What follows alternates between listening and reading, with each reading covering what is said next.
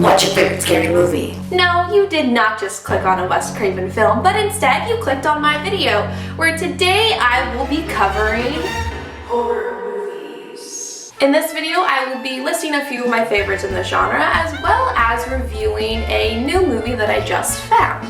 I was inspired to make this video because I love scary movies. And when I say I love scary movies, it's like a love-hate kind of relationship. I'm definitely the girl that is gripping whoever I'm watching the movie with and screams at every sudden movement, but hey, it's all in good fun, right? But I really decided to make this video because I just watched a new movie on Netflix called Hush that resurfaced my love for the genre. Disclaimer! I'm about to delve into a pretty in-depth discussion about the movie Hush. So if you're the type of person that hates spoilers, then you might want to go ahead and turn it off. But I promise I will not give away anything that ruins the plot or the story. I will especially not give away the ending. So I'm only going to cover the basic things, and I'm only going to say things from the movie that drives my review along. So I first heard about Hush when it popped up on my suggested for me on my Netflix. Usually I just kind of avoid those things, but it popped up there, it popped up in trending movies, popular movies, horror, thriller. So after a while I was like, okay, I'm getting sick and tired of seeing this thing on my freaking feed, so I need to find out what it is. So I click on it and it had 5 stars, and that kind of caught my eye because that's pretty rare for Netflix. Being the movie buff that I am, I Google it and put it into the trusty IMBD and Rotten Tomatoes, and to my dismay, I find out that it has 100% on Rotten Tomatoes. Are you freaking kidding me?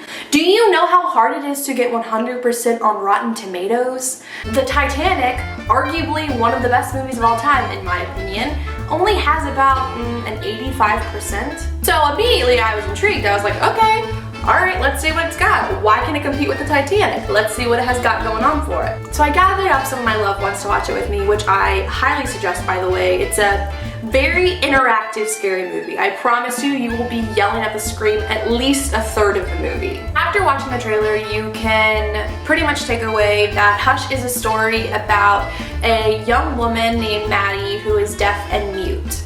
She lives alone in the woods, she doesn't have many friends or family there, and she pretty much keeps to herself. The plot really begins when there's this masked murderer who decides to come and terrorize her. The first 10 minutes of the film are pretty cheery. I don't know why, but it reminded me a lot of a Nicholas Sparks movie, like Safe Haven-esque type. She's alone in the woods, she's trying to be independent, and I don't know, it just reminded me of that for some reason. The way that the film was shot, the cinematography of it, just reminded me of like a Nicholas Sparks movie. So basically after the first 10 minutes, you grow to like the character, you follow her routine, and you don't really want to see her guts all over the screen. So for you scaredy cats out there, you're gonna love the first 10 minutes. Now the next hour, you're not going to so much. Warning, if you do not like blood, this is probably not the movie for you, or you're gonna be covering your eyes for a good portion of the time. There are some pretty intense gore and violent scenes, and they're very vivid. I am not usually bothered by those kind of things, and even I was a bit squeamish in some scenes in the movie. So that's one thing to be aware of. Not for the faint of heart, definitely. So the plot begins when a bloody girl comes and starts banging on Maddie's door, and she, being deaf, obviously doesn't hear her cries for help, and the poor girl is murdered. Brutally murdered. So the masked killer realizes that Maddie is deaf. So he decides he's gonna have his own fun playing a cat and mouse like game with her, where basically his goal is to terrorize her so much to the point that she wishes she were dead. Pretty morbid. So here's my problem with the movie. Ultimately, it is a survival film. The plot pretty much introduces itself 15 minutes into the film, so the rest of it's pretty much the character Maddie trying to survive and this guy trying to kill her. That's fine, whatever. But my real problem with it is the killer in the credits is noted as the man. Really? The man? He has no motive. The way that the movie makes him seem is he just likes killing people for fun.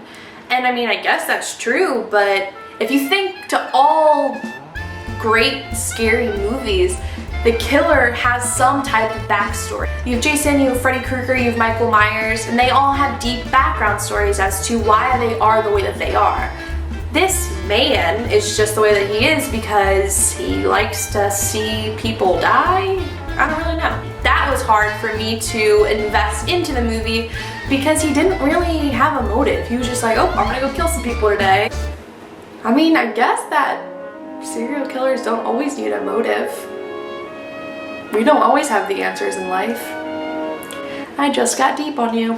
So if you're like me and you like those really in-depth background serial killer-esque stories, you're not necessarily gonna get that from this movie, but it is still a must-see. This is a movie that keeps you on the edge of your seat the entire time. You're screaming at the television.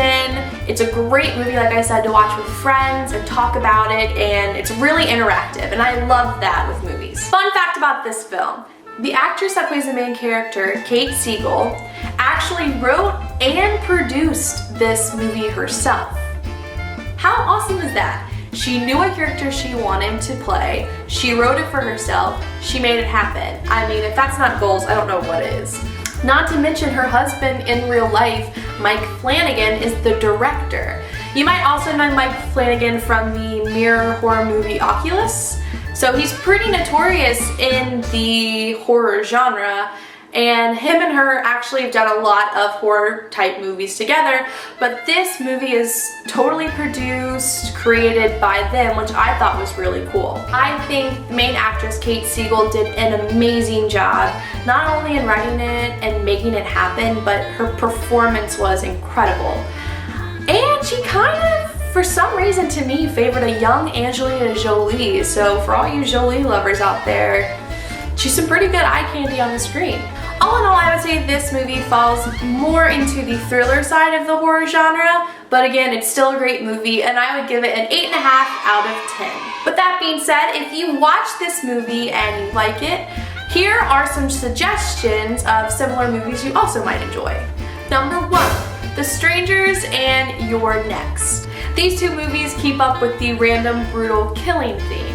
2, Texas Chainsaw Massacre. It's a famous slasher film where a lot more depth and character development is put on the killer himself. Number 3, probably one of my favorite scary movie series of all time, and that is Wes Craven's The Scream films. I think these movies are so great. They combine horror while adding comedy. There's great background, there's motive, and it's always an inside job. It's always someone that she knows, and anyone could be the killer.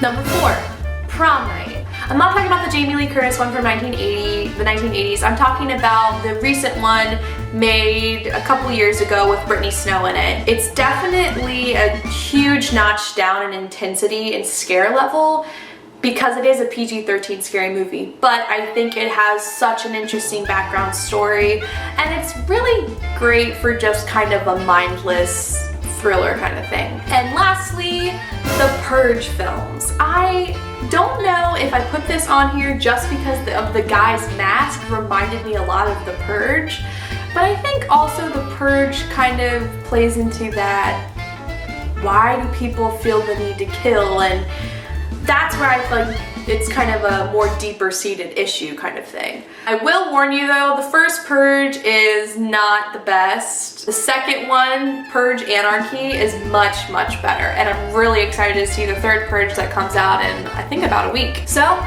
there you have it, your next scary movie night. Be sure to put Hush on your list. I know it's available on Netflix. I'm not sure about any other streaming websites, but I'm sure a simple Google search will pull it up for you guys. Again, this is strictly my opinion on the film itself, no one else's. I made this video so that you guys will have my take on it, so that if you want to watch it yourself, you can, or if maybe after watching this you decide it's not the film for you, then hey, there you go. I'm just here to help. So thank you for tuning in. Try to stay safe from all the random serial killers out there. And as always, have a great day on and offline. Until next time.